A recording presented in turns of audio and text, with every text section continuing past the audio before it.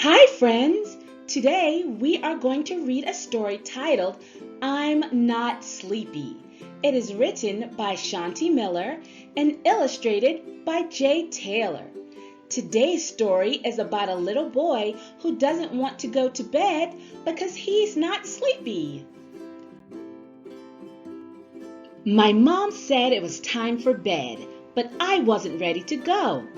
I'm not sleepy, I whined, but she just gave me that look, the one where her eyes get small and she tucks her lips so tight they almost disappear. I parted my lips to plead my case, but her eyes got even smaller. Knowing there was no need to argue, I dropped my shoulders in defeat and trudged to the bathroom. First, my dad ran me a bath using my favorite bubbles. A few splashes and a splish later, I was all clean and the floor was all wet. My mom wasn't too happy about that. I guess I got a little too carried away. After my bath, I got dressed in my super special dinosaur pajamas. I received them as a present from my great aunt Berta 2 birthdays ago. My mom says I've outgrown them. What do you think? Next, I brushed my teeth with my blue toothbrush while humming the alphabet song 3 times.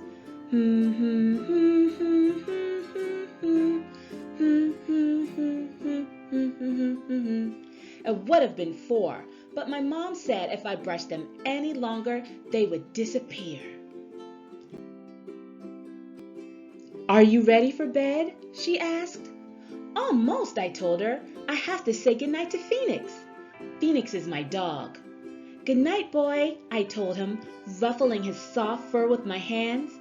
Unfortunately, that got him excited, so I had to play with him until he calmed down. Then I remembered that I needed to call my friend Charlie. I was supposed to remind him to ask his mom if he could come to my house on Friday for a sleepover. It was good that I remembered because he had forgotten all about it. Now, my mom inquired after my call, can I say goodnight to Dad first? Okay, but make it quick, she said.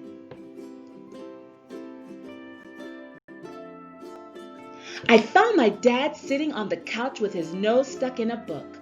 I know exactly what you're thinking. How did his nose get stuck in a book?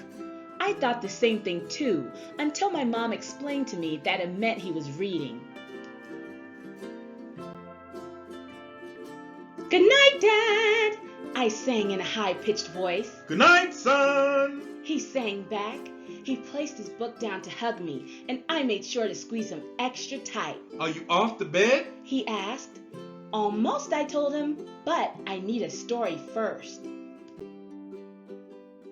So, my dad told me a story about a little boy who had an elephant that lived in his room. I didn't want the story to end, but then my dad said, All right, Jackson, it's bedtime now. But I'm not sleepy, I griped as I traipsed off to the kitchen. May I have a cup of hot chocolate before I go to bed? I asked my mom in my sweetest, most hard-to-resist voice. But you've already brushed your teeth, she said. I'll brush them again, I countered, followed by a long and woeful, please. All right, she sighed, but afterward, it's straight to bed. You've got it, I responded. Of course, I had to wait for my hot chocolate to cool, but it was taking too long. So I scooped some onto my spoon, but when I went to blow away the steam, I accidentally blew too hard and hot chocolate got all over the table, causing my mom to give me the squinty-eyed look again. I hurriedly drank my hot chocolate, rebrushed my teeth, and then I got right into bed, just like I said I would. My feet are cold. May I put on my fuzzy socks? Without a word, my mom retrieved them from my drawer and helped me slip them on my feet.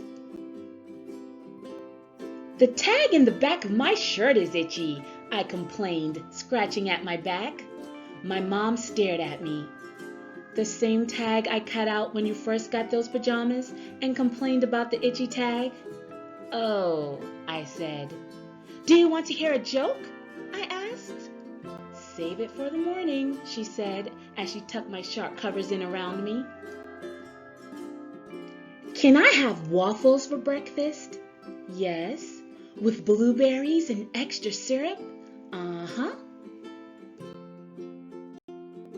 "Can you check under the bed?" "Nothing here but some dust bunnies." "Dust bunnies?" I screeched. My mom laughed. "It's just a cute name for dust. No need to worry. We can clean underneath your bed in the morning."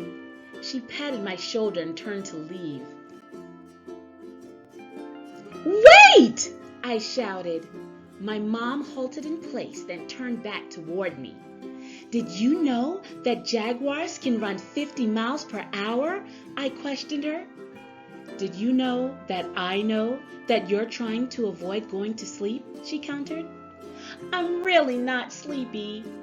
"You'll get there," she told me. I wasn't so sure about that. "Can you leave the hall light on?" "Yep," she replied before placing a kiss on my forehead. "Good night, Jackson." "Good night, Mom." She left the room, but then I realized that the light was too bright and hurting my eyes. "Mom!" I hollered. "Can you turn off the light?" A few seconds later, the light was out, and I was left alone in the dark, the super creepy dark. "Mom!" I yelled. Immediately, the hall light bathed my room in a warm, soft, golden glow. "Thanks, Mom." "You're welcome, Jackson. Now go to sleep." "I'm not sleepy," I mumbled. I nestled down in my bed. For some reason, it felt extra comfy tonight, but I still wasn't sleepy. I stared up at the ceiling. I wondered why parents didn't have bedtimes. I would give up my favorite toy in the whole world just to say, "Mom, Dad, it's time for bed."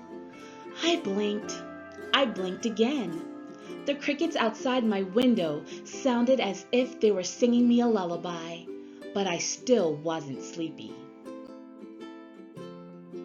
I used my hands to make shadow puppets on the wall. Nope, still not sleepy. I yawned. I yawned again. My eyes felt heavy. So heavy I could hardly keep them open. Maybe I was just a little sleepy after all. Phew!